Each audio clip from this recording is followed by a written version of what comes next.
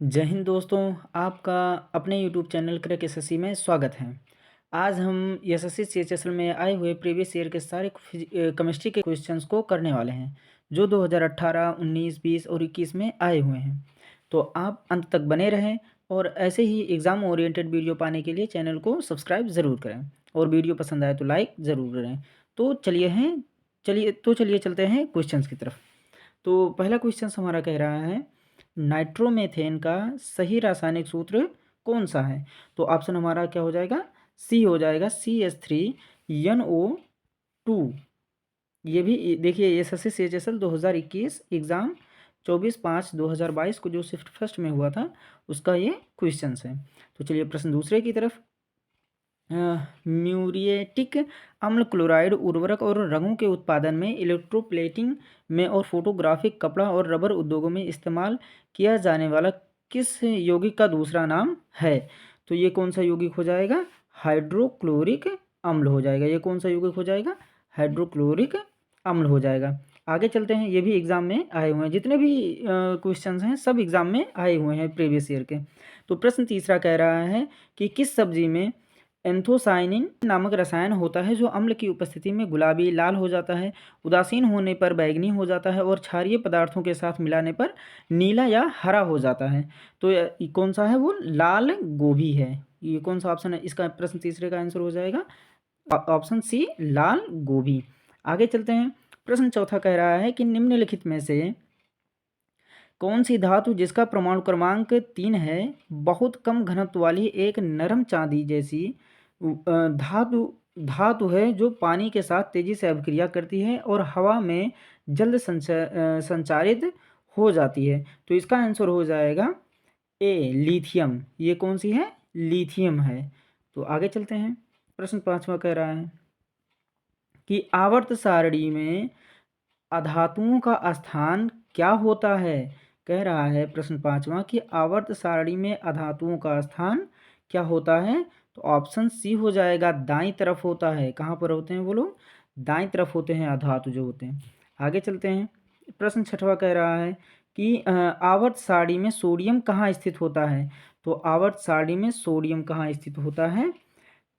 यह बाईं तरफ होता है। सोडियम कहाँ होता है? बाईं तरफ होता है। ये आप लोगों को पता होगा, आवर्त सारणी से रिलेटेड भी क्वेश्चंस आए हैं केमिस्ट्री में।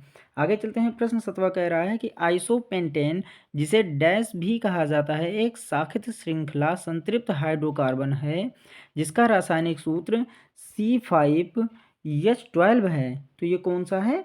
ऑप्शन बी हो जाएगा, 2 मिथाइल ब्यूटेन। 2 मिथाइल ब्यूटेन हो जाएगा। आगे देखते हैं। प्रश्न आठवां कह रहा है कि आवर्त सारणी के उस समूह की पहचान करें जिसे कोबाल्ट संबंधित है। तो आवर्त सारणी के उस समूह की पहचान करनी है जिससे कोबाल्ट क्या है? संबंधित है। तो ये क्या हो जाएगा? ऑप्शन डी, समूह 9। समूह 9 में क्या होता है? कोबाल्ट है। एक अम्लीय संक्षारक और ऑक्सीकारक मिश्रण है, जिसमें सांद्रित हाइड्रोक्लोरिक अम्ल का के डैश भाग और सांद्रित नाइट्रिक अम्ल का एक भाग होता है, जिसे अक्सर सोने और प्लेटिनम को गलाने के लिए इस्तेमाल किया जाता है। तो ये कौन सा ऑप्शन हो जाएगा? Option D. कौन सा हो जाएगा? 3। 3 इसका आंसर हो जाएगा। आगे आगे देखते हैं। प्रश्न 10वां कह रहा है कि साबुन, रेयान, कागज विस्फोटक, रंजक और पेट्रोलियम उत्पादों के निर्माण के लिए किस अकार्बनिक यौगिक का उपयोग किया जाता है? तो ये हो जाएगा ऑप्शन सी, NaOH। किस रसायन अकार्बनिक यौगिक का प्रयोग किया जाता है? NaOH का उपयोग किया जाता है। आगे देखते हैं। प्रश्न कह रहा है किस यौगिक का रासायनिक सूत्र CHCl3 है, जिसका गलनांक 209 केल्विन है? जिसका गलनांक कितना है? 209 केल्विन है। तो ये हो जाएगा क्लोरोफार्म। इसका आंसर क्या हो जाएगा? क्लोरोफार्म। प्रश्न 12 कह रहा है कि कौन सा समूह आवर्त सारणी में दाएं से दूसरे स्तंभ में है और इसमें fluorine, chlorine, bromine, iodine, statin और टेनेसिन होते हैं? तो ये कौन सा समूह होता है? समूह 17 होता है। आगे देखते हैं। मेंडलीफ की आवर्त सारणी के अनुसार एका एल्युमिनियम का स्थान किस तत्व ने लिया है? तो ऑप्शन कौन हो जाएगा? गैलियम ने लिया है। आगे जीई के रासायनिक नाम की पहचान करें। तो जीई से क्या होता है?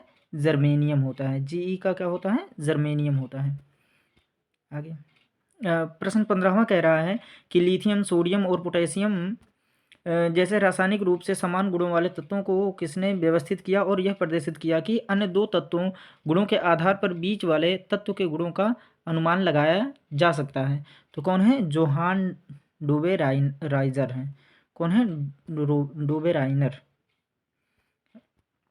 आगे किस धातु के कण 357 सेल्सियस के क्वथनांक पर गर्म करने पर द्रव अवस्था से गैस अवस्था में बदल जाते हैं? कौन से हैं? तो ऑप्शन हो जाएगा डी। कौन सा हो जाएगा? पारा।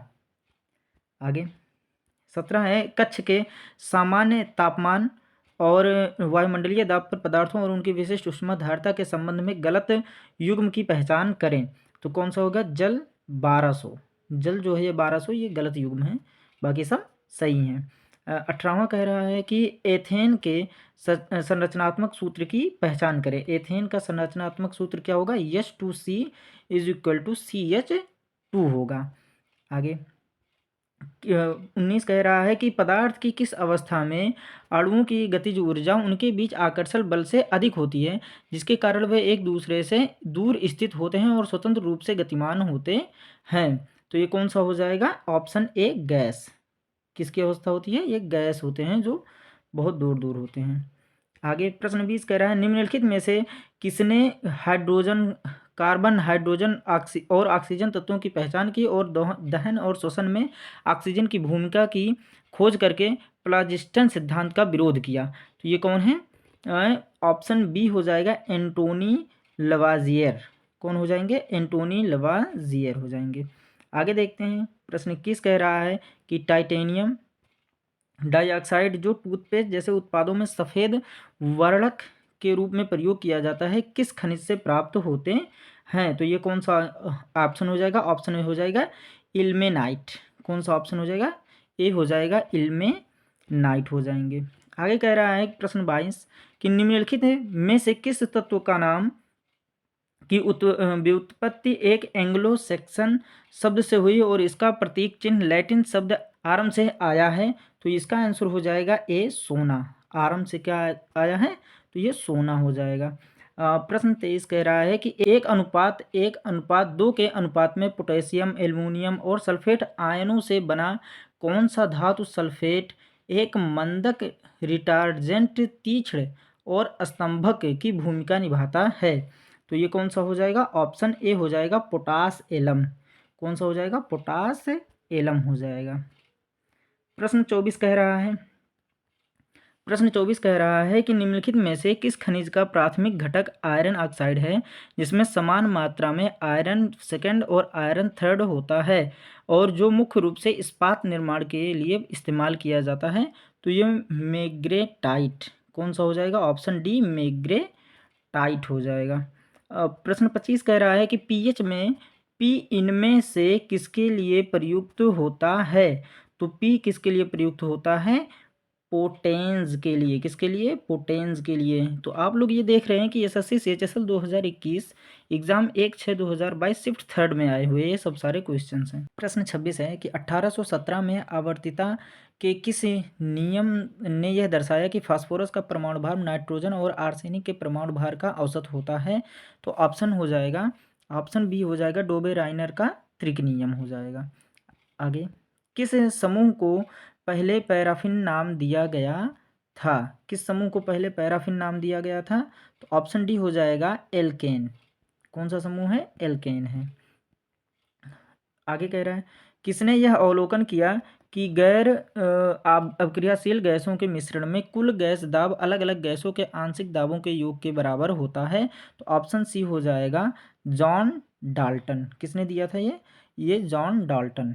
आगे कि प्रश्न 29 कह रहा है कि निम्नलिखित में से कौन सा रासायनिक यौगिक मैग्नीशियम, सल्फर और ऑक्सीजन से बना होता है और आमतौर पर मांसपेशियों को आराम देने और कंधे, गर्दन, पीठ और खोपड़ी के दर्द को दूर करने के लिए डिटॉक्स बाथ में इस्तेमाल किया जाता है? तो ये हो जाएगा सेंधा नमक। कौन सा है? सेंधा नमक है। आगे देखते हैं प्रश्न 30 कह रहा है कि CHCl3 का सामान्य नाम क्या है? तो CaCl3 का सामान्य नाम क्या है? क्लोरोफॉर्म है। अगर आपको वीडियो पसंद आए तो आप लाइक कर लें और सब्सक्राइब कर लें, क्योंकि एग्ज़ाम ओरिएंटेड वीडियो यहाँ से ही मिलेंगे, इसी चैनल पे आपको मिलते रहेंगे। आगे कह रहा है कि समुद्र की सतह पर लवणता का क्या होता है? समुद्र की सतह पर लवणता का क्या होता है? तो बर्फ़ या वाष्पीकरण के रूप में जल की हानि से बढ़ जाती है। बर्फ़ या वाष्पीकरण के रूप में जल की हानि से क्या हो जाती हैं? बढ़ जाती है। आगे देखते हैं, प्रश्न 32 कह रहा है कि पहली बार एसिटिक अम्ल का संश्लेषण किसने किया था? कह रहा है कि पहली बार एसिटिक अम्ल का संश्लेषण किसने किया था? तो ऑप्शन डी हो जाएगा, कोल्बे ने किया था। किसने किया था? कोल्बे ने किया था। तो ये एसएससी सीएचएसएल 2021 एग्ज़ाम 3/6/2022 जो शिफ्ट थर्ड में हुआ था, उसका आंसर है।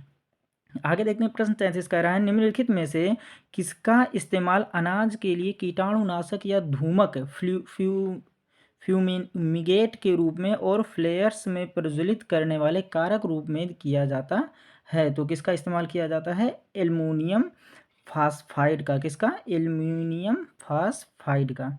आगे देखते हैं, कह रहा है कि निम्नलिखित में से किस यौगिक का व्यवस्थित नाम नाइट्रोजन ट्राइहाइड्राइड है, जिसका कई औद्योगिक प्रक्रियाओं में और उर्वरक और प्रशीतक के रूप में व्यापक रूप से इस्तेमाल किया जाता है? तो ऑप्शन क्या हो जाएगा? अमोनिया। ऑप्शन बी अमोनिया हो जाएगा। आगे देखते हैं, पोटेशियम हाइड्राइड की रासायनिक संरचना की पहचान करें। कह रहा है कि पोटेशियम हाइड्राइड की रासायनिक संरचना की पहचान करें, तो इसका रासायनिक संरचना क्या हो जाएगा? KOH। ऑप्शन ए हो जाएगा, KOH हो जाएगा। तो आगे देखते हैं कि आवर्त सारणी के समूह 13 का कौन सा तत्व कमरे के तापमान से कुछ अधिक होने पर द्रव अवस्था में बदल जाता है? तो ऑप्शन क्या हो जाएगा? डी हो जाएगा, गैलियम है। वो कौन सा पदार्थ है? तो वो क्या है? गैलियम है। आगे देखते हैं कि निम्नलिखित में से कौन सी एक नरम धातु है जो हवा में प्रज्वलित होती है और पानी के साथ तेजी से अभिक्रिया करती है, और आवर्त सारणी में इसकी परमाणु संख्या कितनी है? 37 है। तो वो कौन सा हो जाएगा? Option B, rubidium. प्रश्न भी 37 है और परमाणु संख्या भी 37 ही कहा है, तो इसका आंसर क्या हो जाएगा? रूबीडियम हो जाएगा। आगे देखते हैं, कह रहा है किस तत्व का प्रतीक ग्रीक नाम हाइड्रार्जियम से लिया गया है, जिसका अर्थ है तरल चांदी, जो इसकी चमकदार सतह को दर्शाता है? तो ऑप्शन क्या हो जाएगा? बी, पारा मरकरी। मरकरी है जो चांदी जैसा होता है। आगे देखते हैं, प्रश्न 39 की उस शब्द की पहचान करें जिसका अर्थ आवर्त सारणी का ऊर्ध्वाधर स्तंभ है। तो कह रहा है कि उस शब्द की पहचान करें जिसका अर्थ आवर्त सारणी का ऊर्ध्वाधर स्तंभ है। तो ये कौन सा होता है ऊर्ध्वाधर? वो होता है समूह होता है। तो ये बहुत नॉर्मल से क्वेश्चन है जो आवर्त सारणी से रिलेटेड है। तो आवर्त सारणी मैंने देखा है कि मतलब 2018, 19 और 20 जितने भी 21 के जितने भी एग्ज़ाम में हुए हैं, सब में 50% समझ लो आवर्त सारणी से ही पूछा है। तो आप लोग आवर्त सारणी एकदम अच्छे तरीके से तैयार कर लीजिए, और इसमें से भी क्वेश्चन है, हो सकता है रिपीट भी कर सकता है। तो इसलिए आप लोग इस वीडियो में बने रहें और चैनल को सब्सक्राइब करें, और आगे बहुत सारे ऐसे हैं जो एग्ज़ाम ओरिएंटेड क्वेश्चन करवाए जाएंगे। आगे कह रहा है, प्रश्न 40 कह रहा है कि शर्करा को एथिल अल्कोहल और कार्बन डाइऑक्साइड में परिवर्तित करने के लिए ईस्ट कुछ प्रकार के जीवाणुओं या किसी अन्य सूक्ष्म जीव द्वारा पूरी की जाने वाली जैव प्रौद्योगिकी प्रक्रिया क्या है? तो ऑप्शन क्या हो जाएगा? सी, अल्कोहलिक कुंगल है। अल्कोहलिक कुंगन है, कुंगन। आगे देखते हैं, प्रश्न 41 कह रहा है कि अल्कोहल या फिनोट जैसे किसी यौगिक के साथ ऑक्सो अम्ल की अभिक्रिया से कौन सा कार्यात्मक समूह यौगिक होता है? तो ऑप्शन बी हो जाएगा, क्या होता है? एस्टर। ऑप्शन बी एस्टर हो जाएगा। आगे देखते हैं कि प्रश्न 42 कह रहा है जल में घुलनशील क्षार को क्या कहते हैं? तो जल में घुलनशील क्षार को एल्कली कहते हैं। क्या कहते हैं? एल्कली कहते हैं। आगे कह रहा है, प्रश्न 43 कह रहा है कि रासायनिक सूत्र CH3CH2 और Cl वाला निम्नलिखित में से कौन सा रासायनिक यौगिक फोम मुक्त प्लास्टिक में धमक कर्मक माने ब्लोइंग एजेंट के रूप में प्रयोग किया जाता है? तो कौन सा हो जाएगा? ऑप्शन सी, क्लोरोएथेन हो जाएगा। कौन सा होता है? क्लोरोएथेन होता है। आगे देखते हैं, प्रश्न 44, निम्नलिखित में से कौन सा एक सफ़ेद क्रिस्टलीय कार्बनिक अम्ल है जिसे अक्सर अंगूर और नींबू के फ्लेवर वाले पेय, जिलेटिन, डेसर्ट, जैम, जेली और कठोर खट्टे मिष्ठान में एक अम्लीय कारक के रूप में इस्तेमाल किया जाता है? तो ये हो जाएगा ऑप्शन बी, टार्टरिक अम्ल। ये आप लोगों को पता होना चाहिए। टार्टरिक अक्सर खट्टे पदार्थों में मिलता है। प्रश्न 45 कह रहा है कि निम्नलिखित में से कौन सा C6H4Cl2 सूत्र वाला एक कार्बनिक यौगिक है जिसका उपयोग कपड़ों के कीट पतंगों को नियंत्रित करने के लिए एक धूमक फ्यूमिगेट कीटनाशक के रूप में किया जाता है? तो इसका ऑप्शन हो जाएगा, इसका आंसर हो जाएगा ऑप्शन सी हो जाएगा, पैराडाई क्लोरोबेंजीन। क्या हो जाएगा? पैराडाई क्लोरोबेंजीन हो जाएगा। प्रश्न 46 कह रहा है कि कार्बनिक यौगिक के IUPAC नामकरण के प्रारूप में रूट शब्द का प्रयोग निम्न को दर्शाने के लिए किया जाता है? तो किसके दर्शाने के लिए किया जाता है? ऑप्शन ए, मूल श्रृंखला में कार्बन परमाणुओं की संख्या। क्या हो जाएगा? मूल श्रृंखला में कार्बन परमाणुओं की संख्या हो जाएगी। आगे देखते हैं, कह रहा है प्रश्न 47, C6H6 का सामान्य नाम क्या है? तो ये भाई आप लोगों को पता ही होगा। C6H6 का सामान्य नाम क्या होता है?